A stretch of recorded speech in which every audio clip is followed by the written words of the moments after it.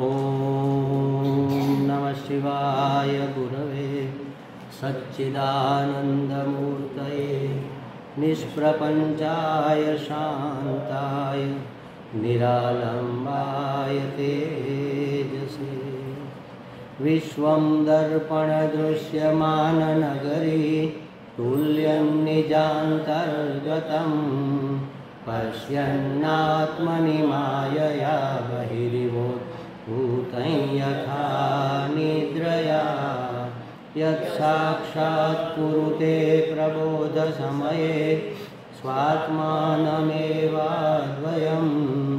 तस्मै श्रीगुरुमूर्तये नमः इदं श्रीदक्षिणामूर्तये श्रीदक्षिणामूर्तये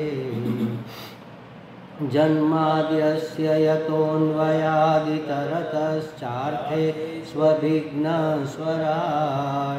तेने ब्रह्महृदाय आदिकवये मुह्यन्ति यत्सूरयः तेजो वारिमृदा यथा विनिमयो यत्र त्रिसर्गो मृषा धाम्ना स्वेन सदा निरस्तकुहकं सत्यं परं धीमहि सत्यं परं धीमहि।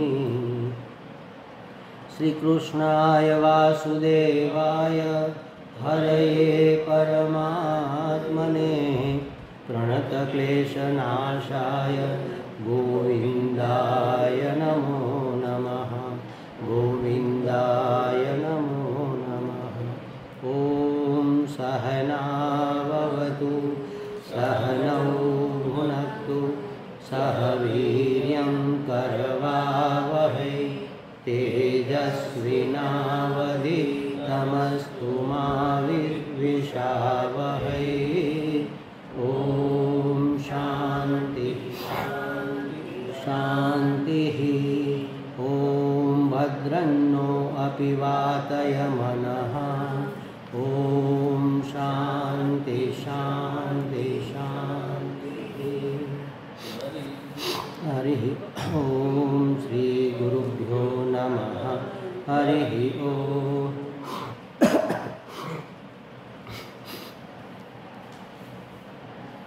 પહેલાં આપણે ચતુશ્લોકીના ચારેય શ્લોકોનો પાઠ કરીએ અને પછી એને સમજવાનો પ્રયત્ન કરીએ. હું બોલાવું છું, તમે અહમેવાસમેવાગ્રે નાન્યદ યત સદસત પરમ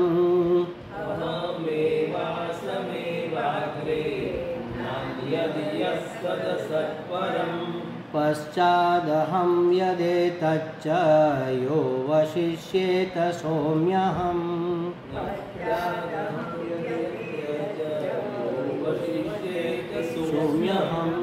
ऋतेर्थे यत् प्रतीयेत हाँ नहीं देखा ऋतेर्थं यत् प्रतीयेत न प्रतीयेत चात्मनि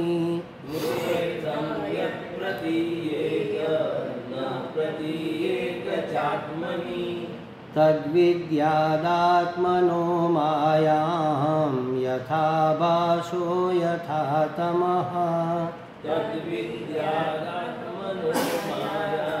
यथा भासो यथा तमः यथा महान्ति भूतानि भूतेषु चावचेष्वनु यथा महान्ति भूतानि भूतेषु चावचेष्वनु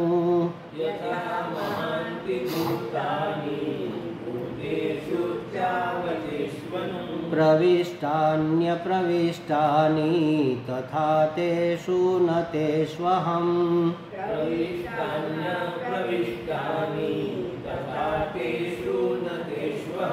एतावदेव जिज्ञास्यं तत्त्वजिज्ञासुनात्मनः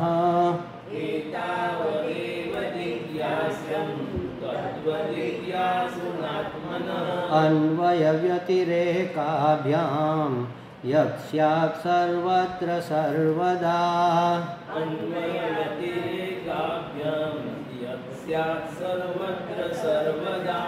હા તો શું કે છે છેલ્લી લીટી ફરી વાર બોલવી अन्वयव्यतिरेकाभ्यां यत् स्यात् सर्वत्र सर्वदा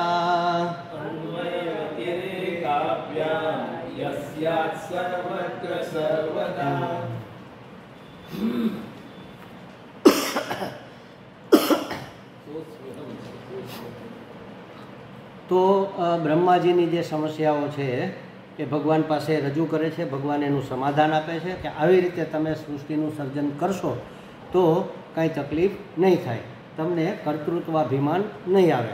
એની બીજી સમસ્યા શું હતી?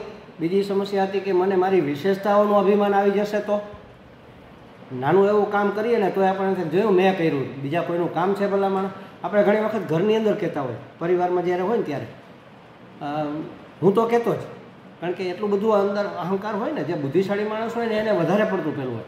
અરે આટલી ખબર નથી પડતી, અમે નહીં હોય તો તમારું શું થશે, આવું આપણે બોલીએ. જાણે કે અમે છીએ તો જ તમે છો એમ. તમને તો જાણે કાંઈ ખબર જ નથી પડતી, એનો અર્થ એવો અમે નહીં હોય તો તમારું શું થશે. આ દરેક ઘરમાં ક્યારેક ને ક્યારેક તો બોલાયેલું વાક્ય છે. એટલે એનો અર્થ શું કે જે મારી અંદર છે એ વિશેષ વસ્તુ છે, એ તમારી અંદર નથી. એ વિશેષતાનું મને અભિમાન હોય. એટલે બ્રહ્માજી કહે છે કે નાનું એવું કામ કરીએ તો એ અભિમાન લોકોને આવી જાય છે, અને મારે તો આ સમગ્ર સૃષ્ટિનું સર્જન કરવાનું છે, તો મારું તો અભિમાન ફાટીને ધુમાડે જશે. તો ભગવાન એનાથી કેમ બચવું? અભિમાન, વિશેષતાનું અભિમાન એટલે વ્યક્તિત્વ. મારી અંદર જે કાંઈ હું છુંમાં જે કાંઈ ઉમેરાય વચ્ચે એ બધી વિશેષતાઓ હોય.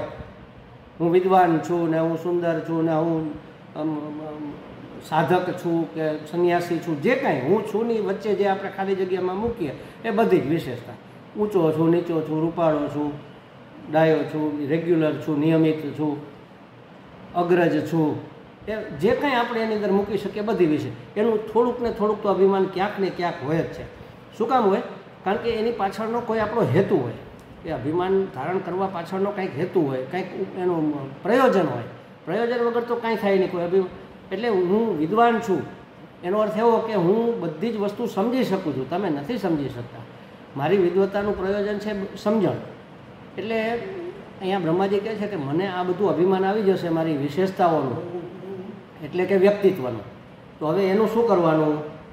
તો ભગવાન કહે છે કે આગળ સમજાવી જ ગયા, એનો આપણે ઉપસંહાર કરીએ છીએ કે અસ્તિત્વનું ધ્યાન કરશો તો સમજાઈ જશે કે આ વ્યક્તિત્વ આરોપ છે. અસ્તિત્વનું ધ્યાન તમે કરશો એટલે ધ્યાન રાખશો, અસ્તિત્વને ધ્યાનમાં રાખશો કે ચેતન અસ્તિત્વ એ મારું સ્વરૂપ છે, જળ વ્યક્તિત્વ મારું સ્વરૂપ નથી. એટલે એ કેવું છે? એ આરોપ છે. આરોપ એટલે જપા કુસુમનું જેમ પ્રતિબિંબ પેલા સ્ફટિકના શિવલિંગજી ઉપર પડે અને શિવલિંગજી આપણને રક્તવર્ણા લાગે, એ આરોપ. જપા કુસુમનો એના ઉપર આરોપ થયો, અધ્યારોપ થયો. અધિતઃ આરોપ એટલે સારી રીતે આરોપ. એટલે અધ્યારોપ જો આપણે સમજીએ કે વ્યક્તિત્વનો અસ્તિત્વ ઉપર આરોપ છે તો તમને અભિમાન નહીં થાય. અથવા તમે એમ સમજો કે ચેતન અસ્તિત્વમાં જળ વ્યક્તિત્વનો આરોપ છે, અથવા એ મિથ્યા પ્રતીતિ છે. આ જે જણાય છે મારી અંદર વિશેષતા એ મિથ્યા પ્રતીતિ છે. એટલે રજ્જુ સર્પ એ મિથ્યા પ્રતીતિ છે ને, રજ્જુ સર્પ આપણને દેખાય છે એ વાસ્તવિક હોતું નથી.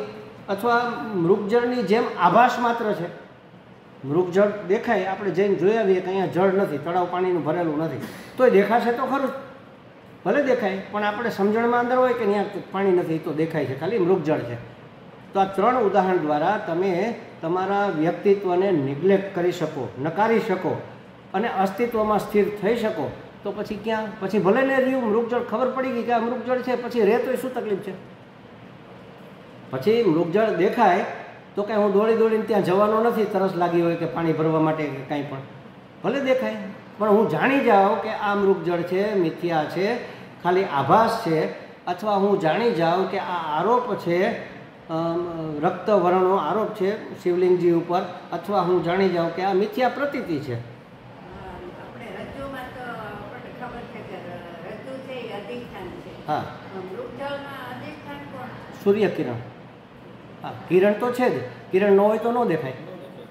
કિરણ જ આપણને મૃગજળ રૂપે પરાવર્તિત થઈને રેતી અહીંથી પ્રકાશ આવ્યો, અહીંથી બે પ્રકાશ સામે સામે ભટકાય ને એટલે વેવ્સ થઈ જાય, રેતી એકદમ તપી જાય એટલે એમાંથી ગરમી નીકળે અને સૂર્યની ગરમી આવે, બે ગરમી સામ સામે એનો સંપર્ક થાય એટલે વેવ્સ થઈ જાય એટલે આપણને એ પાણી દેખાતું હોય. એટલે અધિષ્ઠાન તો દરેકમાં હોય જ, અધિષ્ઠાન વગર તો આરોપ થાય જ નહીં. આભાસ એ ત્યારે જ થાય જ્યારે બીમ હોય ત્યારે પ્રતિબિંબ પડે ને, બીમ હોય જ નહીં તો પ્રતિબિંબ જ ન પડે ને. એટલે આ ત્રણ વસ્તુ દ્વારા આભાસ સમજો, મિથ્યા સમજો કે પ્રતીતિ સમજો, પણ તમે વ્યક્તિત્વનો જો આ રીતે ઇનકાર કરી શકો, અને એ કેવી રીતે થાય, આવું સમજવાથી વ્યક્તિત્વનો ઇનકાર થાય અને અસ્તિત્વનો સ્વીકાર થાય. તો અસ્તિત્વને જાણવા સિવાય આ મિથ્યા પ્રતીતિ નિવારવાનો બીજો કોઈ ઉપાય નથી. અસ્તિત્વની સત્યતા જાણવા સિવાય, આનો બીજો જાણી લેવા સિવાય વ્યક્તિત્વને એના આગ્રહોને દૂર કરવાનો, એને મિટાવવાનો બીજો કોઈ ઉપાય નથી. એટલે આ જે છે, એટલે મેં કાલે વાત કરી હતી ને કે આ સંસાર કે આ સૃષ્ટિનું મિથ્યાત્વ નિશ્ચય ન થાય ત્યાં સુધી બ્રહ્મ સત્યત્વ ન થાય. બ્રહ્મ સત્ય જગન મિથ્યા, પણ જગતના મિથ્યાત્વનો નિશ્ચય પહેલાં કરવો પડે કે આ મિથ્યા છે તો પેલું સત્ય નીચેથી દેખાય. પહેલાં અંધારું હટાવો તો રજ્જુ દેખાય, પહેલાં જપાકુસુમ હટાવો તો શિવલિંગજી જેવા છે એવા દેખાય આપણને. ખ્યાલ આવે? અહીંયા જઈને જુઓ, તમે અંતર મિટાવો તો મૃગજળ નથી ખ્યાલ આવે. એમાં વચ્ચે શું છે, આપણું ડિસ્ટન્સ વચ્ચે છે, એને હિસાબે દેખાય. એ ડિસ્ટન્સ તમે દૂર કરો, ત્યાં જઈને જાઓ તો પછી દેખાતું નથી. એટલે જે કાંઈ વચ્ચે તમને પડદા રૂપે આવતું હોય એ મિથ્યા છે એવો નિશ્ચય થઈ જાય તો અધિષ્ઠાનના મને દર્શન થાય, તો સત્ય વસ્તુના અસ્તિત્વના, ચેતન અસ્તિત્વના મને દર્શન થાય. તો આગળના પછી હવે મંત્રમાં કહે છે, યથા મહાંતિ ભૂતાની ભૂતેષુ ચાવચેષ્વનું પ્રવિષ્ટાન્ય પ્રવિષ્ટાની તથા તેષુ ન તેષ્વહમ. જો શું કે છે, પંચમહાભૂત આ શરીર આદિ સંઘાતની અંદર જે કાંઈ પદાર્થો છે એમાં, પદાર્થ શબ્દ આપણે કાલે સમજ્યા હતા. પદનો અર્થ એટલે પદાર્થ, આ પણ પદનો અર્થ જ છે. શરીર એ પદ છે, શરીર એ શબ્દ છે, એ શરીર શબ્દનો આ અર્થ છે, આ જે દેખાય. તો કહે છે કે દરેક પદાર્થની અંદર પંચમહાભૂત અનુપ્રવિષ્ટ છે, પ્રવેશ થયેલો છે. પંચમહાભૂત વગર તો આ બંને અનુપ્રવિષ્ટ છે ખરા, અને પહેલેથી પંચમહાભૂત તો બધે હતા જ, તો અનુપ્રવિષ્ટ નથી પણ ખરા. આવું કહે છે. જો આવું ગીતાજીમાં એક વાક્ય આવે છે કે આ બધું મારામાં છે અને મારામાં કશું નથી. એટલે આને બહુ સમજવા જેવી વસ્તુ છે, બહુ સરસ છે. એનો આના ઉદાહરણથી આપણે સમજશું એટલે ખ્યાલ આવશે કે વિદ્યમાન રહેલા હોવાથી પ્રવિષ્ટ છે અને પહેલેથી જ હતા એનું કારણ છે, કારણ રૂપે છે, માટે પ્રવિષ્ટ નથી. શરીરની દ્રષ્ટિએ આત્મામાં ભગવાન કહે છે પોતે કે આ પ્રાણી પદાર્થના શરીરની દ્રષ્ટિએ હું એમાં આત્મા રૂપે પ્રવેશ કરું છું. જેમાં આત્મા રૂપે પ્રવેશ નથી કરતો એ એવું નથી કે એમાં આત્મા નથી, એમાં આત્મા રૂપે પ્રવેશ તો છે પણ અભિવ્યક્ત નથી, પ્રકાશિત નથી. તો કહે છે કે હું એમાં આત્મા રૂપે પ્રવેશ કરું છું અને આત્મદ્રષ્ટિએ પોતાનાથી બીજું કાંઈ છે જ નહીં, તો હું શેમાં પ્રવેશ કરું? તો હું પ્રવેશ કરતો પણ નથી. જે છે એ બધું ભગવાન જ છે, અને જે દેખાય છે, જે જણાય છે, જે અનુભવાય છે, જે સમજાય છે એ વાસ્તવમાં તો ભગવાન જ છે. ઊંધું સમજાય છે એની પાછળ આપણું અજ્ઞાનનો પડદો પડેલો છે અને વિક્ષેપ છે. એને હિસાબે હા, આ રાગ દ્વેષને મળને એને હિસાબે મને આ બધું ભ્રમાત્મક દ્રષ્ટિથી હું જોઉં છું. એટલે કહે છે કે પોતાનાથી અન્ય તો કાંઈ ન હોવાથી હું પ્રવેશ કરતો પણ નથી. હું જ મારી, મેં કાલે એક ઉદાહરણ આપ્યું ને કે પેલા નટને મહારાજે કીધું અમારા સ્વામીએ કે તારા ખભા ઉપર ચડીને બતાવ, હાલ. હું મારા ખભા ઉપર ન ચડી શકું તો બધું જ હું હોય તો મારે પ્રવેશ ક્યાં કરવાનો રહે? હું પ્રવિષ્ટ જ છું. એક બીજું ઉદાહરણ લઈએ.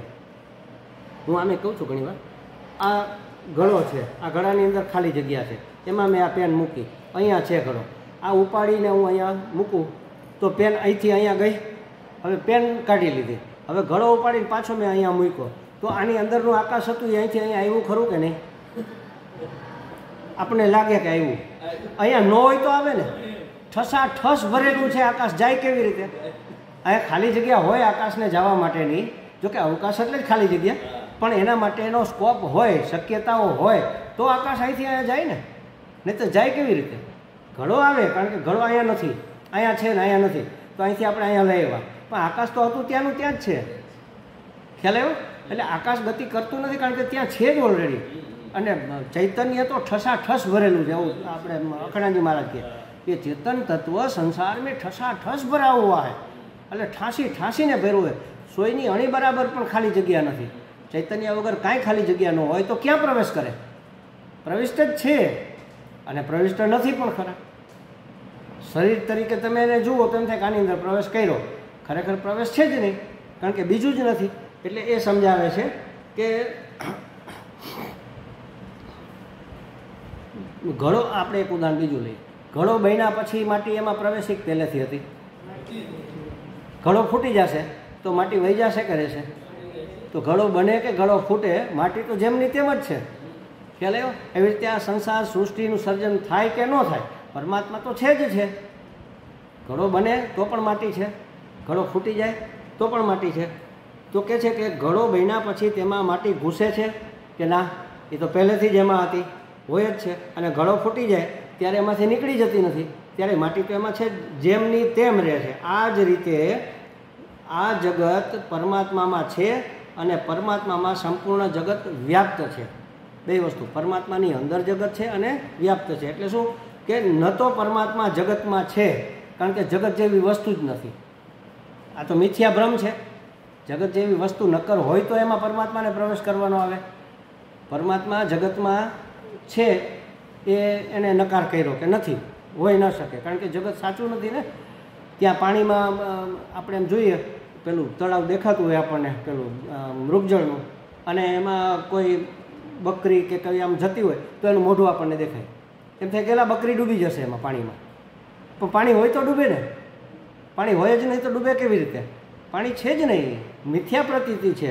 તો કહે છે કે પરમાત્મા ન તો પરમાત્મા જગતમાં છે, કેમ કે જગત જેવી વાસ્તવિક વસ્તુ જ નથી, અને ન તો જગત પરમાત્મામાં છે, કારણ કે બે વસ્તુ નથી. બીજું હોય તો આપણે ઘણી વખત કહીએ છીએ ને, કણ કણમાં ભગવાન, એમાં આપણી એક ભૂલ છે. કણ કણમાં ભગવાન એનો અર્થ એવો થયો કે કણ છે અને એની અંદર ભગવાન છે, બીજા બે વસ્તુ થઈ ગઈ ને.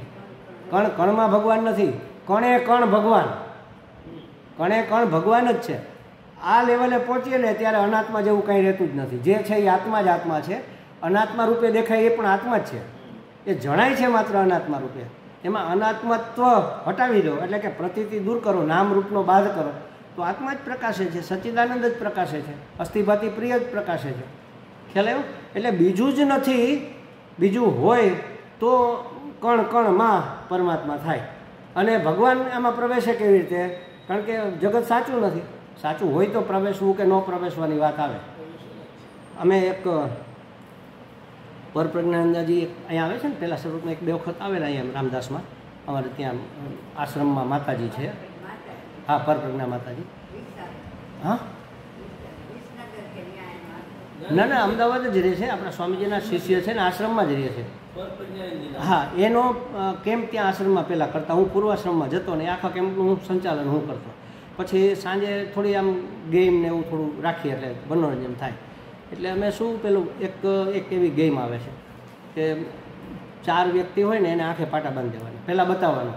આમ દોરડા રાખીને ઊભા હોય, આમ 2 જણા સામે જાલી અને દોરડું રાખીને ઊભા હોય. 2 દોરડા હોય, 3 હોય, 1 હોય, જેટલા હોય. પછી એમ કે પહેલાં તમે હાલીને એક વખત પ્રેક્ટિસ કરી લ્યો. એટલે આમ દોરડું આટલું ઊંચું છે કે આટલું આમ આપણે પગ ઊંચો કરીને આમ ટપીને જવાનું છે. તમારે પગલાં માપવા હોય તો એ માપી લ્યો. એટલે પગલાં માપી લે. 5 ડગલા હાલીએ ને પછી દોરડું આવે છે, માટે આમ ટપી જવાનું, પડવાનું નહીં, અને સામે પહોંચી જાય, જીતી જાય. બરાબર? એટલે આંખે પાટા બાંધી દીધા પછી ત્યાંથી ચાલવાના શરૂ કરે. એટલે ઓલા દોડાવાળાને કંઈક તમે લઈ લો, ત્યાં દોરડું તો હોય જ નહીં, અને આમ કૂદે, અને એવું બધા બાકી બધા હશે ને, અને કોઈ કૂદે નહીં, કોઈ આમ નીચેથી ગળકે કે આપણને ટચ ન થવું જોઈએ દોરડું, એટલી શરત છે. તો 5 ડગલા હાલ્યા આવે, દોરડું આવી જવું જોઈએ, એટલે નીચેથી આમ સરકીને જાય. એટલે ઓલું શું છે, મનમાં ઓલો ભ્રમ પડેલો છે પહેલેથી કે અહીંયા દોરડું છે એમ. એટલે એક વખત પ્રતીતિ થઈ ગઈ પછી એ આદત પ્રમાણે જ આપણું જીવન ચાલતું હોય છે. એટલે અહીંયા ભગવાન એ કહે છે કે હકીકતે એવું છે જ નહીં. જે જણાય છે એ અનાત્મા છે જ નહીં, અનાત્મા જેવું લાગે છે આપણને, કારણ કે પહેલેથી આપણને એવો અભ્યાસ થઈ ગયેલો, ઓલા દોરડાનો અભ્યાસ થઈ ગયો એટલે આપણે કૂદીએ. અનાત્મા જેવું છે જ નહીં, આત્મા જ આત્મા માત્ર છે. મિથ્યા પ્રતીતિ રૂપે જણાતું હોવાથી આપણે એને અનાત્મા કહીએ છીએ. તો કહે છે કે એક ઉદાહરણ આપે છે, જેમ કોઈ અભિનેતા હોય એ સ્ત્રીનો વેશ પહેરે રોલ ભજવતી વખતે, નાટક ભજવતી વખતે, તો પોતાના પુરુષત્વને ઢાંકી દે ને, પોતાના પુરુષપણાને ઢાંકે. અચ્છા, હવે એ રા માંગણાવાળાનો વેશ પહેરે ત્યારે રા માંગણાવાળો તો પુરુષ છે, બીજા પુરુષનો વેશ પહેરે ત્યારે પણ એ પોતાના પુરુષત્વને તો ઢાંકી જ દે ને. ત્યારે રામજીભાઈ તરીકે વ્યક્ત ન થાય. એ રામજીભાઈ એનો રોલ ભજવતા હોય અને માંગણાવાળા તરીકે જવું હોય તો એ માંગણાવાળાની પાઘડીને મૂછો ના તલવારને ઘોડો ને બધું એવો વેશ ને બધું કરવું પડે ને. ત્યારે એના પોતાના પુરુષપણાને ઢાંકી દે. અમારા સ્વામી જેવું કે એ બરાબર બી, બી બરાબર એ, પણ એ બરાબર બી ન થાય અને બી બરાબર એ ન થાય. આપણને એમ થાય કે એ બી શું હશે? અભિનેતા ભિખારી છે. આ ભિખારી કોણ છે? રોલ ભજવે તો કે એ અભિનેતા છે.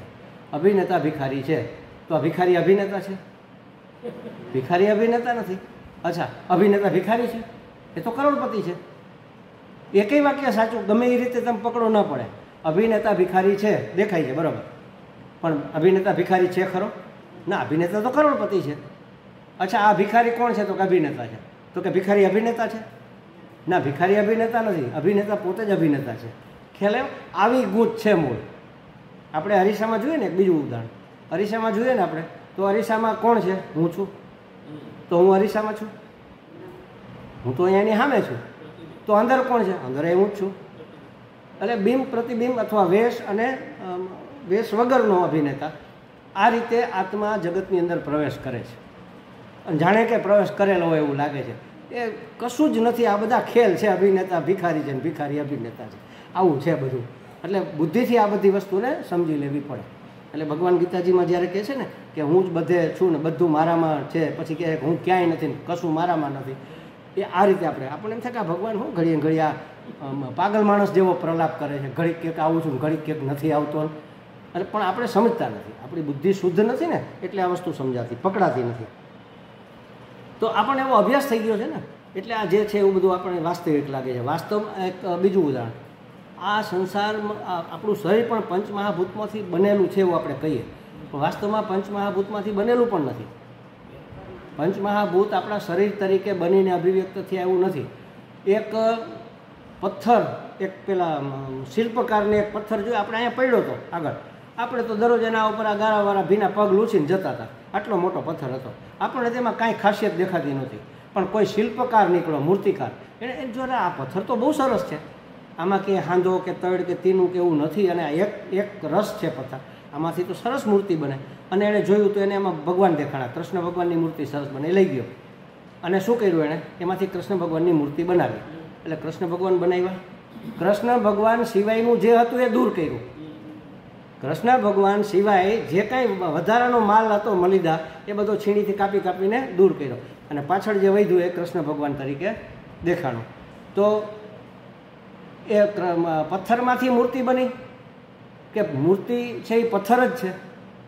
પથ્થર જ મૂર્તિ રૂપે હવે પ્રતીત થાય છે. હવે પહેલાં પથ્થર રૂપે જણાતો હતો, હવે મૂર્તિ રૂપે જણાય છે. તો પથ્થર જ. એવી રીતે લાકડું હોય એમાંથી મૂર્તિ કોતરણી કરીને તૈયાર કરે, તો લાકડાની મૂર્તિ ભલે આપણને કહેવાનો અભ્યાસ થઈ ગયો છે, લાકડાની મૂર્તિને પથ્થરની મૂર્તિને એવો, પણ ખરેખર પથ્થર જ છે. પથ્થર મૂર્તિ છે, પથ્થરની મૂર્તિ નથી. લાકડું મૂર્તિ છે, લાકડાની મૂર્તિ નથી. પંચમહાભૂત મનુષ્ય છે, પંચમહાભૂતમાંથી મનુષ્ય બન્યા એવું નથી.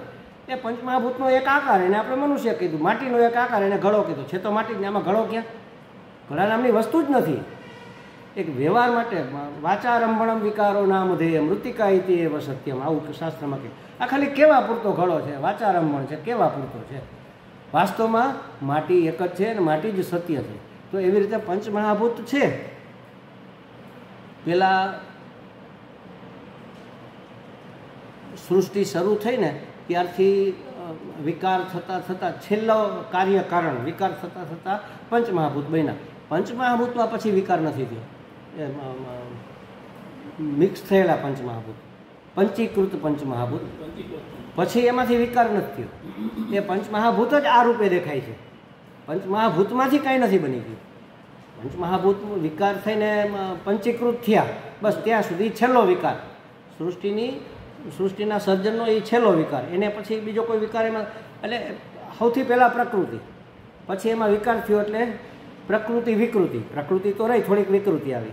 પ્રકૃતિ વિકૃતિ, પછી ખાલી વિકૃતિ. પ્રકૃતિ તો હવે દેખાતી જ નથી, માત્ર વિકૃતિ. દહીં થઈ ગયું એટલે હવે દૂધ તો રહ્યું જ નહીં, એ દહીં થઈ ગયું. એવી રીતે પંચમહાભૂત એ છેલ્લો વિકાર. એટલે એનો અર્થ એવો કે એના પછી એમાંથી કાંઈ બની ન શકે. એ જ આ રૂપે દેખાતું હોય, એમાંથી નથી બન્યું. એમ જેમ માટીમાંથી ઘડો નથી બન્યો, માટીના એક આકારને ઘડો કીધો, એમ પથ્થરમાંથી મૂર્તિ નથી બની. પથ્થર જ મૂર્તિ છે. એ પથ્થર હતો એ જ આ મૂર્તિ છે. એમ એ રીતે ભગવાન કહે છે કે હું આ જગત રૂપે છું, હું જગત બની નથી ગયો, જણાવું છું માત્ર. એમ તો જેવી રીતે પંચમહાભૂતમાંથી બનેલું આ શરીર આકૃતિ રૂપે અભિવ્યક્ત થયું, આકૃતિ રૂપે આપણને પ્રતીત થાય છે. લાકડાની મૂર્તિમાંથી આપણને એમ દેખાય કે લાકડાની મૂર્તિ બની, પણ લાકડું જ મૂર્તિ રૂપે છે, પથ્થર જ મૂર્તિ રૂપે છે. પણ આપણને આવો અભ્યાસ થઈ ગયો હોવાથી આપણે એમાં તફાવત કરી શકતા નથી. બસ આ જ રીતે પંચમહાભૂત શરીર બની ગયા. પંચમહાભૂતમાંથી શરીર નહીં, પંચમહાભૂત પોતે જ આ બધા જુદા જુદા શરીર બની ગયા અને આપણને એ શરીર રૂપે પ્રતીત થાય છે. તો એ પ્રવિષ્ટ છે એમ પણ કહેવાય, નથી એમ પણ કહેવાય. તથા તે શું ન તે શું, એની જેમ હું પણ આ સંસારમાં પ્રવેશ પામેલો છું આત્મા રૂપે અને નથી પણ પામેલો, એવું ભગવાન કહે છે. એના પછીનો મંત્ર એતાવદેવ જિજ્ઞાસ્યમ તત્વજિજ્ઞાસુનાત્મનઃ અન્વય વ્યતિરેકાભ્યામ યત સ્યાત્ સર્વત્ર સર્વદા. હા, શું કહે છે જુઓ. આ જાણવું કેવી રીતે? ભગવાને કીધું બસ આટલું વિવેકપૂર્વક આટલું જ વિચારણીય છે. ભગવાને જે કીધું ને આ શ્લોકમાં એમ કીધું વિવેકપૂર્વક આટલું જ વિચાર કરવાને યોગ્ય છે. તો હવે વિચાર કેવી રીતે કરવો? વિચારની પદ્ધતિ કઈ? તો અન્વય વ્યતિરેકાભ્યામ, અન્વય અને વ્યતિરેક દ્વારા તમે વિચાર કરો. અન્વય એટલે વિધેયાત્મક પદ્ધતિ અને વ્યતિરેક એટલે નિષેધાત્મક પદ્ધતિ. તો તત્વને જાણવાના જિજ્ઞાસુએ માત્ર આના દ્વારા આટલું જ માત્ર જાણવા જેવું છે. આટલું જ એટલે કેટલું? આની આગળના જે શ્લોકોમાં કહી ગયા ને એટલું ખ્યાલ આવ્યો? આટલું જ એટલે આની પહેલાં જે ચર્ચાઓ થઈ 32, 33, 34 આગળના ત્રણેય શ્લોકમાં આટલું જાણવા જેવું છે. બસ આથી વિશે અહીંયા હવે જગતનું નિરૂપણ પણ પૂરું થઈ ગયું છે. પરમ તત્વ કેવી રીતે વ્યાપ્ત છે એની વાત કરે છે. એની કેવી રીતે જાણવું? તો કે એની પદ્ધતિ છે અન્વય અને વ્યતિરેક. અન્વય એટલે અનુવૃત્તિ. વારંવાર આપણે અભ્યાસ કરીએ તો એને અનુવૃત્તિ કહેવાય. અનુવૃત્તિ એકમાંથી બીજામાં ગયું, બીજામાં ત્રીજામાં ગયું. દાખલા તરીકે માટી હતી, ઘડો બન્યો, તો ઘડામાં માટીનો અન્વય છે. માટી છે જ ને ઘડામાં, માટીનો અન્વય છે ઘડામાં. ઘડો ફૂટી ગયો, ઠીકરા થઈ ગયા, તો ઠીકરામાંય માટીનો અન્વય છે. ઠીકરા ભૂકો થઈને કાંકરા થઈ ગયા, તો કાંકરામાંય અનુવૃત્તિ, એની આવૃત્તિ થતી જ જાય છે. એમાં એ માટી તો છે જ. હવે ઘડો નથી. જુઓ, માટીમાં ઘડો છે પણ ઘડામાં માટી છે પણ માટીમાં ઘડો નથી. ચોખાના લોટની ઈડલી છે પણ ઈડલીમાં ચોખાનો લોટ નથી. નો ખ્યાલ આવ્યો? આ ઘડાનું સમજો ને, ચાલો એ ખ્યાલ આવી જશે. ઈડલી એક વસ્તુનું નામ છે. વાચારમ પણ વિકારો નામ દે. માત્ર બતાવો ક્યાં છે ઈડલી? જે છે એ ચોખાનો લોટ જ છે. ખ્યાલ આવ્યો? એટલે ચોખાના લોટમાં ઈડલી ખરેખર છે જ નહીં. ચોખાના લોટે એક આકાર લીધો, એનું નામ ઈડલી. આ ઘડાનું સહેલું પડે છે આપણને. હા, એટલે માટીનો અન્વય છે ઘડામાં, પણ ઘડાનો માટીમાં વ્યતિરેક છે. માટીમાં ઘડો હોય જેવું જરૂર, એમાં કુંડુય હોય, કોળિયાય હોય, ઈંટેય હોય. માટી પડી હોય તો આપણે એમ કહી શકીએ કે આમાં ઘડો છે? એમ હોઈ શકે, ન હોય પણ શકે. એટલે માટીમાં ઘડાનો વ્યતિરેક છે પણ ઘડામાં માટીનો અન્વય છે. એટલે અન્વય એટલે અનુવૃત્તિ, એને બદલે અન્વય શબ્દ વાપરે છે. અનુવૃત્તિ વાપરો. પછી વ્યાવૃત્તિ એટલે વ્યતિરેક. વ્યાવૃત્તિ એટલે હટાવી દેવું, એમાંથી નીકળી જવું, એમાં ન હોવું, એટલે વ્યતિરેક. તો કહે છે કે બધી જ અવસ્થાઓમાં આ દ્રક તત્વ, દ્રષ્ટા તો બધી જ અવસ્થાઓ, બધી અવસ્થા એટલે કઈ અવસ્થા? જુવાની, બાળપણ, એ તો ખરું, પણ જાગ્રત, સ્વપ્ન, સુષુપ્તિ, આ અવસ્થાઓને ધ્યાનમાં લઈને હું મને સમજવાનો પ્રયત્ન કરું. શાસ્ત્ર આપણને આ અવસ્થાઓ દ્વારા સમજાવે કે જાગ્રતમાં હું છું, સ્વપ્નમાં એમાંય હું છું, જાગ્રતમાં બધી ઇન્દ્રિયો છે, જગત છે, બધું વિષયો છે, બધું છે. સ્વપ્નમાં આ જગત નથી, આ બધી ઇન્દ્રિયો નથી, એક જ મન છે. અને મન ત્યાં પોતાનું નવું જગત સર્જે, એ જગત જુદું છે. એ ત્યાં જે પ્રાપ્ત થતી હોય એવી કોઈ ઇન્દ્રિયો છે ને, એ મન જ બધું બધા રોલ ભજવે, સાંભળવાનું, બોલવાનું, જે કાંઈ. કારણ કે કાન તો બધું સૂઈ ગયા છે ને, ત્યાં જાગતા નથી હોતા. સવારે ઉઠે ત્યારે આપણે પૂછીએ કે અહીંયા ઢોલ વાગતો હતો, મને કાંઈ ખબર નથી. જો આ કામ કરતા હોત તો પેલો ઢોલ સંભળાવવો જોઈએ ને જાગ્રતનો. તો જાગ્રતની કોઈ વસ્તુ ત્યાં નથી, પણ હું તો છું જ સ્વપ્નમાં પણ. અને સુષુપ્તિ એટલે ગાઢ નિદ્રા, ઘસઘસાટ, નસકોરા બોલતા હોય એવી ઊંઘ આવી જાય ત્યારે મને નથી, ત્યારે હું તો છું જ. એટલે હું એટલે દ્રષ્ટા અથવા આત્મા કયો, ચેતન તત્વ કયો, એનો બધી જ અવસ્થાઓમાં અન્વય છે. પણ એમાં એકેય અવસ્થા નથી, એ કાંઈ જાગતોય નથી ને સૂતોય ને. જાગવું ને સૂવું ને સ્વપ્ન જોવું ને એ કેની અવસ્થાઓ છે? મનની અવસ્થાઓ છે. મન જ જાગે છે, મન જ સૂવે છે, મન જ સ્વપ્ન જોવે છે. એ બધી સંઘાતની અવસ્થાઓ છે, સૂક્ષ્મ શરીરની અવસ્થા એમ કયો, મનની કયો, એની અવસ્થાઓ છે. તો કહે છે કે એનો વ્યતિરેક છે એમાં. અને દ્રક તત્વ જે છે, દ્રષ્ટા જે છે, આત્મ ચૈતન્ય છે, એનો અન્વય છે, બધી અવસ્થાઓમાં છે. આ રીતે વિવેક કરવાથી એને અન્વય વ્યતિરેકાભ્યામ, અન્વય વ્યતિરેક દ્વારા સમજવું જોઈએ આ તત્વને, કે વાસ્તવમાં પરમ તત્વ શું છે, જે હંમેશા હોય, બધી જ અવસ્થાઓમાં હોય, બધી જ પરિસ્થિતિમાં હોય, બધા જ સ્થળે હોય, બધા જ સમયે હોય અને બધી જ વસ્તુઓમાં હોય. એને અન્વય કહેવાય. અને એના વગર બાકીનું જે હોય એવું બને નહીં, એ બધે જ હોય પણ બીજું બધે ન હોય. તો બીજાનો વ્યતિરેક છે પણ એનો અન્વય છે. ચૈતન્ય તત્વનો બધે જ અન્વય છે અને બાકી જે જણાય છે એનો બધે વ્યતિરેક છે, એટલે મિથ્યા છે. વ્યતિરેક એટલે જે મિથ્યા છે. તો આવો મિથ્યાત્વ નિશ્ચય કરવા માટેનો એક ઉપાય છે અન્વય વ્યતિરેકાભ્યામ. એટલે આપણે એને કેવી રીતે ઉપયોગમાં લેવાનું? વારંવાર. જો એક અખંડાનંદજી મહારાજ આનો બહુ ઉપયોગ કરતા. એના જ્ઞાન પ્રાપ્તિ પહેલાં જ્યારે સાધક અવસ્થામાં હતા ત્યારે આનો બહુ ઉપયોગ કરતા. શું? લય પ્રક્રિયા. જો આપણે પહેલાં જોયું હતું ને, તસ્માત એતસ્માત આત્મન આકાશ સંભૂત, આકાશાત વાયુ, વાયોરગ્નિ, અગ્નિમાંથી જળ, જળમાંથી પૃથ્વી, પૃથ્વીમાંથી અન્ન, અન્નમાંથી પુરુષ, શરીર બેના. હવે હું પુરુષ છું, પુરુષ એટલે સ્ત્રી પુરુષ એમ નહીં, આ પુરુષ શયનાથ પુરુષ એમ, જીવાત્મા સમજો, અથવા અંતરાત્મા થયું. હવે આ શરીરમાં હું છું, આ શરીર શેમાંથી બન્યું છે? અન્નમાંથી. તો ખરેખર તો શરીર છે જ નહીં, આ રૂપે અન્ન રહેલું છે. આપણે હમણાં જોયું ને પેલું મૂર્તિ, તો આ રૂપે અન્ન જ રહેલું છે. અચ્છા, અન્ન શેમાંથી બનેલું છે? પૃથ્વીમાંથી. તો ખરેખર આ પૃથ્વી જ છે. આ શરીરે ગયું, અન્ને ગયું, હવે માત્ર પૃથ્વી છે. પૃથ્વી તત્વ શેમાંથી બનેલું છે? જળમાંથી, પાણીમાંથી. તો પૃથ્વીમાં જળત્વ જ માત્ર છે, એટલે પૃથ્વી ઓગળી ગઈ, ખાલી પાણી રહ્યું.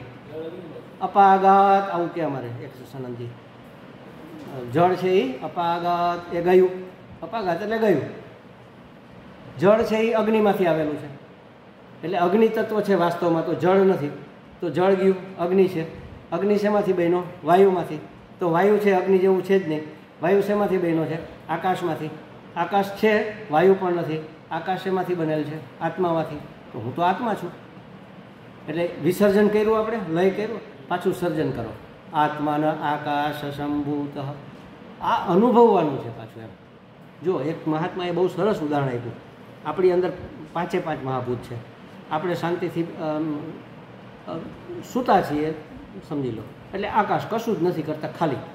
પછી આપણે બેઠા થયા, અને બેઠા થયા એટલે ઊભા થયા અને હાલવાના ચાલુ થયા. ગતિ એ વાયુની ગતિ હોય ને, એ વાયુ સ્વરૂપમાં આપણે આવી ગયા.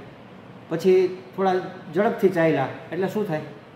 પરસેવો વળે ને, ગરમી થાય, ગરમીમાંથી પરસેવો થાય. ગરમી થઈ એટલે અગ્નિ તત્વ, પરસેવો થયો એટલે જળ. ગરમી થાય, બાફ લાગે, જરાક જોરથી ચાલીએ કે દોડીએ એટલે અંદરથી ઉષ્ણતા બહાર નીકળે અને પછી એમાંથી પરસેવો થાય. અચ્છા, પછી ઊભા રહી ગયા એટલે પરસેવો જામી ગયો, મેલ થઈ ગયો ને, એ પૃથ્વી તત્વ થઈ ગયું.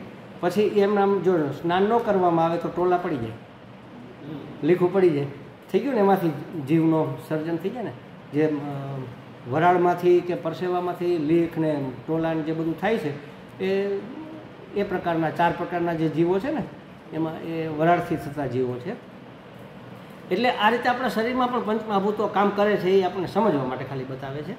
તો એ કહે છે કે આ રીતે જો તમે વારંવાર લય પ્રક્રિયા કરશો તો સર્જન પ્રક્રિયા દ્વારા વ્યક્તિત્વની તપાસ થશે કે આ વ્યક્તિત્વ છે ક્યાંય મળશે નહીં. જેમ આપણે મનને અહંકારને ગોતવા જઈએ ને, પેલા રમણ મહર્ષિની પદ્ધતિ પ્રમાણે હું એમ આય તો કાંઈ મળે નહીં. પછી અમારે સ્વામીજી એક ઉદાહરણ આપે કે ભાઈ લગ્ન હતા, ભવ્ય લગ્ન હતા, અને જાન આવી તો એક ભાઈ દોડતો આવ્યો, એટીકેટ આમ કોટ બોટ પહેરેલા અને આમ પેલું બોર નાખેલી ટાઈને બધા આમ ફૂલ જેવું આવે ને એવું, અને જોડા બોડા ચમકે હાઈ ક્લાસ ને આમ, ચાલો જલ્દી જો જાન આવી ગયું, આપણે એનું આ રીતે જરાય આમ લાગવું ન જોઈએ એવાય ને કે આપણું કામ નબળું છે, હાલો મંડો જલ્દી વગાડવા માંડો મ્યુઝિકવાળા, પેલા યાત્રાવાળા ભાઈ છાંટવા માંડ તું જલ્દી. આ બધા જાનવાળા કે આ કોક આનો આગેવાન લાગે છે, આ બધું જો વ્યવસ્થા સંભાળે છે, અને બધા કરવા માંડ્યા. પછી બધા બેસો બધા, આપણે જો આમ નથી બેસવાનું, આમ બેસવાનું. એટલે માંડવાવાળાને એમ થયું કે આ જાનમાં આવશે એમ કે આ બધી વ્યવસ્થા કરે. ચાલો પીરસો જો કોઈ ભૂખું ના રહેવું જોઈએ. તો ઓલા લોકો વિચારે કે આ તો માંડવા તરફથી છે, ઓલો આગ્રહ કરે કે લોલો બધાએ ખાવાનું છે, કાંઈ કાચું ન રહેવું જોઈએ, આપો બરાબર. તેમ લાગે કે માંડવા તરફથી છે.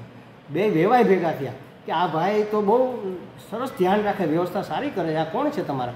એ કે અમારા ક્યાં, અમને તેમ કે તમારા છે. એ બે વાતો કરે ને ઓલાની સામે જો ઓલો સમજી ગયો કે આ તો એલા મારી પોલ ખુલી જશે, 9-11 થઈ ગયો, ખુશી આવેલો હતો કો જમવા માટે મોજ કરવા માટે, ઘૂસણખોર. મને એમ લાગે કે સામેવાળાનો, આને એમ લાગે કે સામે. બસ આવી રીતે મારું જીવપણું છે ને એ ઘૂસણખોર છે, અહંકાર. જીવ એટલે અહંકાર છે, એ ઘૂસણખોર છે, એને શોધવા જાવ ને તો એ મળે નહીં. એના માટે આ બીજી પદ્ધતિ અહીંયા આપી છે, લય પ્રક્રિયા, કે તમે સર્જનનો લય કરતાં કરતાં મૂળમાં જાઓ, નિગેટ કરતાં પહેલાં નકાર કરવો પડશે. જો નિષેધાત્મક એટલે આપણા શાસ્ત્રમાં નેતિ પ્રમાણ છે કે ભાઈ આ આત્મા છે ના, આવો આત્મા ના હોય, આ તો મર્ત્ય છે, આ તો જન્મે છે, આ ષડવિકારી છે, આ છે ના, આ છે ના, આ છે ના, આ છે બધું ના કરતાં છેલ્લે જે વધે ઇતિ એ આત્મા. આપણે મકાન બદલાવીએ ને તો ઘણી વાર ભાડે રહેતા હોય ને મકાન બદલાવવું પડે. પછી બાપુજી હોય પેલા છોકરાને કે જાતો બેટા ઉપર જોઈ આવ તો કાંઈ રહી નથી ગયું ને, કાંઈ છે અંદર જોઈ આવ. છોકરો જઈને જોવે કે 4 ખૂણા ખાલી છે, કાંઈ છે જ નહીં ને, પંખાઈ કાઢી લીધા છે, ટ્યુબલાઇટે ઉતારી લીધી, કશું જ નથી ને. તો એ હજી આમ જોતો, નીચે પેલી રિક્ષા ચાલુ એટલે ઉતાવળ હોય, ટેમ્પો ચાલુ એટલે શું કરે છે, જો અહીંયા કંઈ છે કે નહીં? ના પપ્પા અહીંયા કંઈ નથી. કેનાર તો છે કે નહીં? ખ્યાલ આવ્યો? એ જે કેનાર છે, જે બોલનાર છે, જે જાણનાર છે, એ તત્વ આત્મા છે. કશું જ નથી. નેતિ કરતા એ નેતિ કરે છે કોણ? એ આત્મતત્વ છે, એ ચેતન તત્વ છે. એટલે બુદ્ધ ભગવાનનો શૂન્યવાદ આપણે એ રીતે નકારી દીધો. એમ કે કશું જ નથી, શૂન્ય છે. કોણે કીધું શૂન્ય છે? શૂન્ય કહેવાવાળો કોણ? એ તો છે ને, એ તત્વ છે, શૂન્ય તત્વ નથી. એ શૂન્યને જાણનાર જે છે એ ચેતન છે. તો અંતિમ તત્વ તો ચેતન છે, અંતિમ તત્વ શૂન્ય નથી, એવું શંકરાચાર્યજીએ પ્રતિપાદિત કરેલું છે. એટલે આ રીતે નિગેટ કરતાં પાછું સર્જન કરવાનું, પાછું નિગેટ કરવાનું, પાછું સર્જન કરવાનું, આમ કરતાં આ ધીમે ધીમે આ જ્ઞાન આપણને પચી જશે. હવે ઉપસંહાર કરે છે, આખા ઉપદેશનો ભગવાન ઉપસંહાર કરે છે કે ભાઈ તમારી જે સમસ્યા હતી એ તમે આ મારા સિદ્ધાંત પ્રમાણે ચાલશો તો સમસ્યા નહીં રહે. 36મો શ્લોક એટલે આપણો 5મો, તમારામાં કદાચ નહીં હોય. હા, હું ખાલી બોલી જાઉં, તમે સાંભળો. આમ તો સહેલો છે બોલવું હોય તો. એતન્મતં સમાતિષ્ઠ પરમેણ સમાધિના ભવાન કલ્પવિકલ્પેષુ ન વિમુહ્યતિ કરહિચિત. શું કહે છે જુઓ, ભવાન. હવે એને આપ એવું કીધું. અત્યાર સુધી એનો પુત્ર એટલે તું કહેતા ને, હવે એને કીધું તમે. શું કામ તમે કીધું હશે? અત્યાર સુધી તું કરતા, હવે શું કામ તમે કીધું? પૂર્વાશ્રમમાં હું પ્રિન્સિપાલ હતો અને 8 જેટલી સંસ્થાઓમાં આગેવાન તરીકે કામ કરતો, પ્રમુખ કે સેક્રેટરી કેવી રીતે, એટલે બધા માનથી જોતા. પણ છતાંય ઘણા લોકો મને તું કહેતા, મારાથી વડીલ હોય, અંગત પરિચિત હોય, સંબંધીમાં હોય, પરિવારમાં હોય, જેવો સંન્યાસ લીધો તું નીકળી ગયો. હવે મારા કાકા એક હયાત છે, એ પણ મને તું નથી કહેતા, તમે કહેજો. સ્વામીજી તમે ક્યારે આવ્યા? ખ્યાલ આવ્યો? આખી પરિસ્થિતિ બદલી ગઈ ને. 4 શ્લોકોમાં ભગવાને એને પરમ જ્ઞાન આપી દીધું. હવે બ્રહ્માજી જ્ઞાની છે, જ્ઞાનીને તું કહેવાય ન કહેવાય એ શીખવવા માટે ભગવાન પોતે પણ એને કહે છે ભવાન, તમે, આપ. ભગવાનનો અર્થ થાય આપ, તમે પણ નહીં.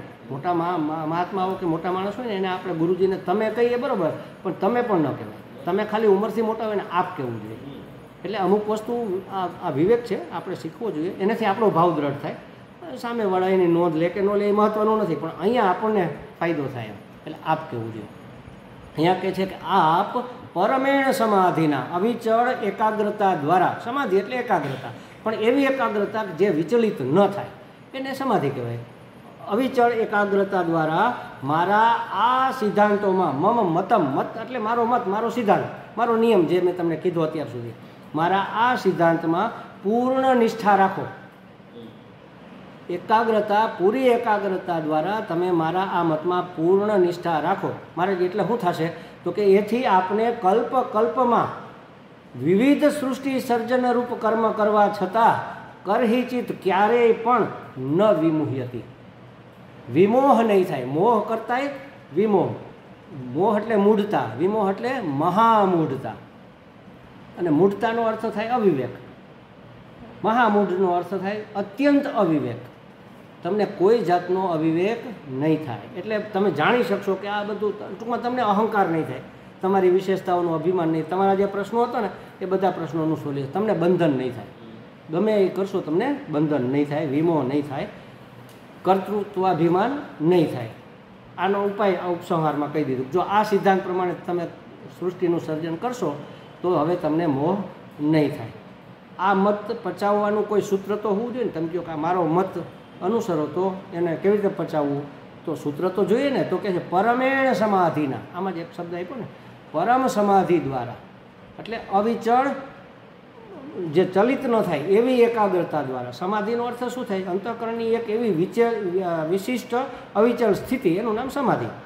સમ્યક રૂપેણ અધિયંતે સર્વાહા વૃત્તય, બધી જ વૃત્તિઓ બહુ સારી રીતે શાંત થઈ જાય ત્યારે જે સ્થિતિ હોય એને સમાધિ કહેવાય.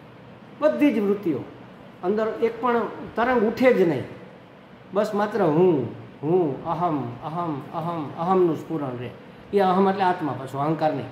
કોઈ વૃત્તિ અંદર ઉઠે નહીં, એને સમાધિ કહેવાય. એટલે સમાધિ લાગે અને સમાધિ ભંગ થાય એ બધું તો થાય, પણ સહજ સમાધિ સુધી આવી રીતે કરીને પહોંચી શકાય. તો કે આવી અવિચળ સ્થિતિ દ્વારા તમે આ મારા સિદ્ધાંત સાંભળી તો લીધો, પણ એ પચવો જોઈએ ને. એ પચવો એટલે એ જીવનમાં ઉતરવો જોઈએ, આચરણમાં ઉતરવો જોઈએ ને. તો કે છે કે એના માટે તમારે શું કરવું પડશે? એ પચાવવા માટે સહજ સમાધિ તો કરશો, પણ એ સિવાય બીજી ડૉક્ટર આપણને દવા આપે ને ત્યારે આ દવા આ ટાઈમ, એમાંય વૈદ ખાસ કરીને વૈદ લોકો આયુર્વેદની દવા આપે ને ત્યારે દવા તો ઠીક છે કે ભાઈ સવાર બપોર સાંજ તમે લેજો. સવારે ખાલી પેટે ગરમ પાણી સાથે લેજો ને બપોરે ઠંડા પાણી સાથે લેજો ને રાતે દૂધ સાથે લેજો ને, એ આપણને સૂચના આપી દીધી, આપણે એ પ્રમાણે લે. પણ એની પરેજી ઘણી બધી હોય. આ નહીં ખાવાનું, આમ નહીં કરવાનું, મોડે સુધી જાગવાનું નહીં. શરદી કે જેને પેલો નઝલા જુકામ જેને થઈ જતો હોય ને એને એમ કે ઉજાગરા નહીં કરવાના. ભૂખ્યા પેટે પિત્ત વધી જતું હોય એમ કે ભૂખ્યા પેટે નહીં રહેવાનું, અને ગળપણ ખાવાનું. પછી બીક નહીં રાખતા ચરબી વધી જાય, નહીં તો પિત્ત નહીં જાય. પિત્તવાળાને ગળપણ ખાવું પડે, ખાવું જોઈએ. મને પિત્ત પ્રકોપ હતો, અમારે એક વૈદ્ય કીધું હતું કે સવારમાં ઉઠીને તમારે છે ને એક થીણા ઘીની આખી ચમચી ખાઈ લે. મેં કીધું આવું દરદ તો સારું કહેવાય. યાદ નથી આવતું, પહેલાંથી જ યાદ નહોતું આવતું, હવે નથી. ધીમે ધીમે ધીમે નિવૃત્ત થઈ ગયું. સંન્યાસ પહેલાં બહુ હતું, હવે નથી. હવે કુદરત પછી જોવે ને કે આની પાસે ક્યાં ઘી હોય ત્યાં ખાય, જવા દે ને, મૂકો માથાકૂટ, ભગવાને મૂકી દીધી. તો કહે છે કે આ સિદ્ધાંતને પચાવવો કેમ? તો કે એના 3 નિયમ તમને, 3 પરહેજી. સિદ્ધાંત તો આ જ છે, આનું જ અનુસરણ કરવાનું, આ દવા જ ખાવાની, પણ આ 3 પરહેજી રાખવાની. કેવી? એવી રહેણી કરણીથી રહેવું કે ચિત્ત સંપૂર્ણ શાંત રહે. આપણી રહેણીકરણી એવી હોવી જોઈએ કે મારું ચિત્ત સંપૂર્ણ શાંત રહે, મારા ચિત્તમાં ઉત્પાદ થાય એવું મારે કશું જ કરવું જોઈએ નહીં. પછી ત્યારે જ આ જ્ઞાન પચશે. પચશે એટલે કાર્યકારી થશે, અસરકારક થશે. અને એવો આહાર વિહાર રાખવો કે જેથી ચિત્ત વિશુદ્ધ અને સમાહિત, સમાહિત એ સંયમન નિયમનમાં રહે. આહાર અને વિહાર એટલે ભોજન અને વિહાર એટલે વ્યવહાર, એકબીજા સાથેનો જે કંઈ મારો વ્યવહાર હોય એ એવો શુદ્ધ રાખવો કે જેથી મારું ચિત્ત પણ મેલું ન થાય અને સમ્યક રહે. સમ્યક એટલે નિયમનમાં રહે, સંયમનમાં રહે એ. અને એવી જીવનશૈલી અપનાવવી કે ચિત્તમાં ઉત્પાદ ન થાય કે જલ્દી કરો ને હવે આપણને આપણા ભાગે નહીં આવે તો શું થશે. કશું જ નહીં, ઈશ્વર ઉપર છોડો ને, એની કૃપા હશે ને એની યોજના હશે, એ થવાનું જ છે. તો એવી જીવનશૈલી અપનાવવી કે ચિત્તમાં ઉથલ પાથલ, ઉત્પાત એટલે ઉથલ પાથલ, ઉત એટલે ઉથલ, પાત એટલે આ ઉત્પાત, ઉથલ પાથલ, એની સંભાવના નહીં રહે, એમ નહીં, નહિવત રહે. લેસ થોડી ઘણી, થોડોક તો ઉત્પાદ જ્યાં સુધી જીવ છે ત્યાં થવાનો છે, પણ નહિવત એની સંભાવના રહે. આપણે એમ કહીએ કે એકદમ ત્યાગી, ત્યાગી એટલે મહત્તમ ત્યાગી. એમ રાગદ્વેષ નિવૃત્ત થઈ ગયા, અહંકાર નિવૃત્ત થઈ ગયો. અહંકાર સાવ ન જાય, અહંકાર જાય તો શરીર પડી જાય. અહંકાર રહે, અહંકારને મિટાવવાનો નથી, અહંકારને શુદ્ધ કરવાનો છે, સાત્વિક બનાવવાનો છે. અત્યારે આપણો અહંકાર પ્રમુખતઃ રાજસિક છે અને સેકન્ડ કેડર ઉપર ઉપપ્રમુખ તો એનો તમસ છે, અને સત્વ તો ક્યાંય બિચારું છેલ્લે પડ્યું છે. આપણે અહંકારને પ્રમુખતઃ સાત્વિક બનાવવાનો, મહદ અંશે એ સાત્વિક થઈ જાય તો પછી નડતો નથી. અરે ભલા માણસ, આજ તો કેટલો બધો મેં સમય વેસ્ટ કરી નાખ્યો, મારે જપ કરવાના બાકી રહી ગયા, ચાલો ચાલો બેસી જાઓ.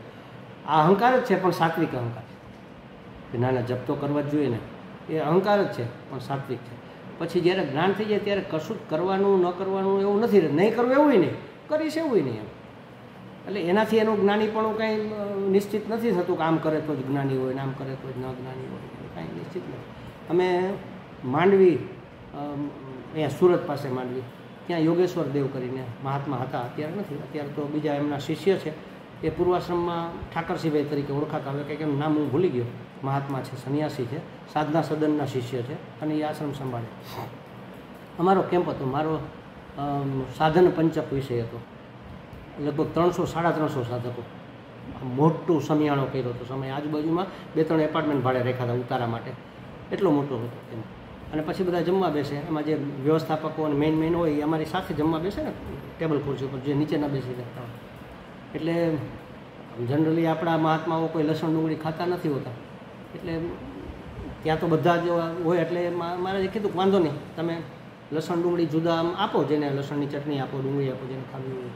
પછી સ્વામીજીએ એક વાત કરી કે જેને ખાવી હોય એને છૂટ, પણ જેને નિષ્ઠા થઈ ગઈ હોય ને એને ખાવાની છૂટ. જેને જ્ઞાનમાં નિષ્ઠા થઈ ગઈ એને ડગાવી નથી શકવાની. લસણ ડુંગળી કાંઈ એના જ્ઞાનીપણાનો નિર્ણય કરવાની છે, એને છૂટ એમ, બાકીના એ નહીં ખાવાની. કારણ કે એમાં એ તમને વિકાર ઉત્પન્ન કરે ને, તમને ઉથલ પાથલ, હમણાં જોયું ને, ચિત્તમાં ઉથલ પાથલ કરે એવો આહાર વિહાર નહીં કરવો જોઈએ. એટલે એ ખાતા, અને રામકૃષ્ણ મિશનમાં તો ખવાય જ છે. પંજાબી મહાત્માઓ બધા ખાય છે, અમારે સ્વામી રામતીર્થ હતા એ પણ લેતા. અને ઘણી વખત આયુર્વેદ કે દવાના ઉપચાર તરીકે પણ આપણે લેતા. મને ખ્યાલ છે ત્યાં સુધી, કદાચ બહુ મને પાકી ખબર નથી, પણ એક રસાનંદજી એને વૈદ્ય કીધું હતું કે તમે આ લેજો ઇમ્યુનિટી માટે. હવે એને શું કર્યું પછી મને ખ્યાલ નથી. હા, લસણ ને ડુંગળી બે વસ્તુ એટલે આપણા માટે કામના નથી તો નહીં લેવાના, કામના હોય તો લેવાના. તમને એમ લાગે કે મારી ઇમ્યુનિટી સાવ છે જ નહીં, મારું શરીર તો ભાંગી પડશે, મારી સાધના અટકી પડશે, તો પછી લઈ શકાય એમ, વધારે મહત્ત્વનું હોય તો. પણ એનાથી આપણા વિકારો જાગતા હોય અને આપણી સાધના ડિસ્ટર્બ થતી હોય તો છોડી દેવાનું. એટલે આહાર વિહાર એવો સમ્યક રાખવો કે જે મારી સાધનામાં સહાયરૂપ થાય. સમ્યક એટલે બીજું કાંઈ નહીં, હું ખાવું ને હું ન ખાવું આના ઉપરથી નક્કી થાય કે મારી સાધનામાં સહાયરૂપ થાય. હું અત્યારે ભલે સંન્યાસી જ, મારી સાધના તો ચાલુ જ છે, હું હાથે રસોઈ કરીને જમું છું, પણ મારી રસોઈ એવી હોય કે મારે ખોટી ન થવું પડે, બસ એ એની રીતે થઈ જાય. હું મૂકી દઉં 15 મિનિટ પછી મારું કામ કરું, 15 મિનિટ પછી ગેસ બંધ કરી. ખીચડી મૂકી હોય તો શું મારે કરવાનું? એવી રીતે ઢોકળા મૂક્યા હોય શું કરવાનું? ઇડલી મૂકી હોય શું કરવાનું? તો આવો જ નાસ્તો બનાવવાનો, માથે ઊભું જ ન રહેવું પડે, માથાકૂટ જ નહીં, કાંઈ જાજુ સુધારવાનું ન આવે. ઘણા મને કે સ્વામીજી વટાણા, અત્યારે શિયાળો હતો ને ત્યારે બહુ સરસ વટાણા આવે, થોડાક રેકડી નીકળી લઈ લો. મેં કીધું ફોલે કોણ, હું એવું શાક જ દૂધીને તુરિયા ને ગલકા ને એવું જ લેવાનું, આમ કરીને 4 ચીરા કરીને એના ટુકડા કરીને છમકાવી નાખી, વાત પૂરી. એ બધું કોથમીર હું લેતો નથી, કોઈ દિવસ નથી લીધું. મને ગમે, બહુ ખાધી છે મેં કોથમીર, આંખ માટે બહુ સારી. પણ એક એક પાંદડું કોણ બીટવા બેસે, મેથી ને કોથમીર, એ ધંધો જ નહીં કરવાનો. બહુ બધું કરી લીધું. જે મને મારી સાધનામાં ડિસ્ટર્બ કરે એ ક્યાંય મનાઈ નથી. જુઓ, કોથમીર ખાવાની મનાઈ છે, મેથી ખાવાની મનાઈ છે, હું નથી ખાતો. મારી કુટિયા ઉપર નથી ખાતો. અહીંયા ગમે ત્યાં હોય તો ગમે એટલું ખાવું, કારણ કે મારે નથી કરવું પડતું ને, મારો સમય નથી બગાડતું ને, એમ કહેવાનો અર્થ છે. તો મારી સાધનામાં જે અવરોધ ઊભા કરે એ વસ્તુ નહીં કરવાની.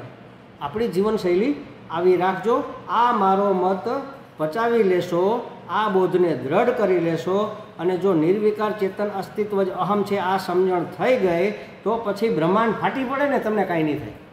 જાઓ, આ સિદ્ધાંતને જો તમે પચાવી લો અને આ બોધને બરાબર દ્રઢ કરી લ્યો, અને અસ્તિત્વ માત્ર અહમનું જ છે એ જો તમારી સમજણ દ્રઢ થઈ ગઈ તો પછી બ્રહ્માંડ ફાટી પડે તોય કાંઈ ફેર પડવાનો નથી. તમને કશી જ અસર નહીં થાય.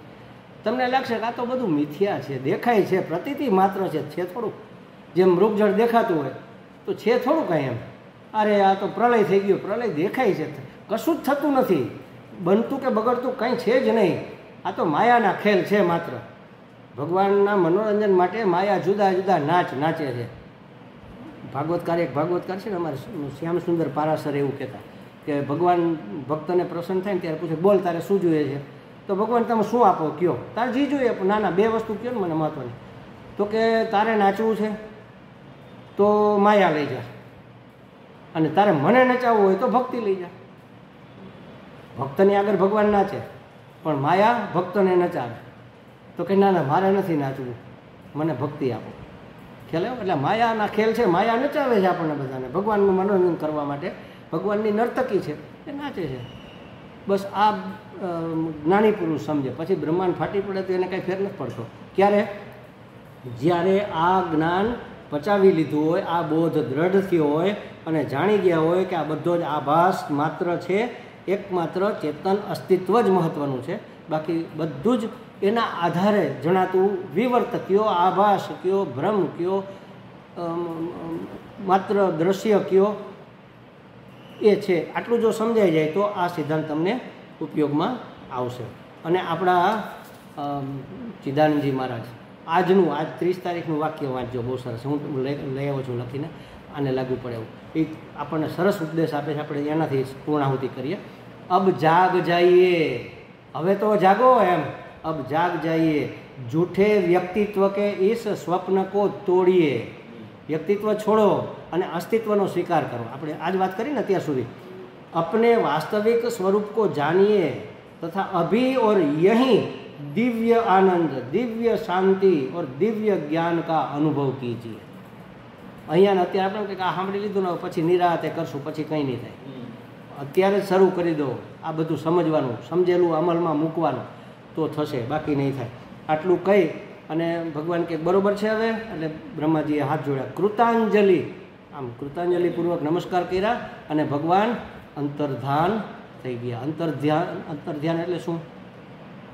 અંતઃકરણ આધાન, અંતઃકરણમાં સ્થાપિત થઈ ગયા.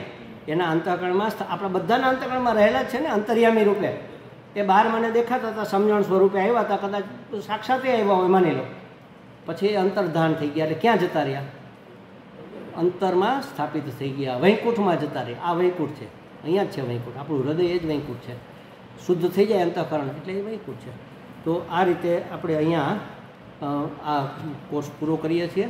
ઓમ પૂર્ણમદ પૂર્ણમિદમ પૂર્ણાત પૂર્ણમુદચ્યતે પૂર્ણસ્ય પૂર્ણમાદાય પૂર્ણમેવાવશિષ્યતે. ઓમ શાંતિ શાંતિ શાંતિ. હરિ ઓમ. શ્રી ગુરુભ્યો નમઃ. હરિ ઓમ. બહુ વિસ્તાર આપણે નથી કરી શક્યા. પહેલા મંત્રનો એકનો કરી શક્યા આપણે, બીજાનો થોડોક કરી શક્યા, પણ સમય મર્યાદા. મને એમ કે 4 શ્લોક છે અને 7 દિવસ 7 પ્રવચન 7 કલાક થઈ જશે, પણ ખરેખર તો આના માટે 15 દિવસ જોઈએ. આ 4 શ્લોકને ગહનતાથી સમજવા માટે, ગંભીરતાથી જાણવા માટે.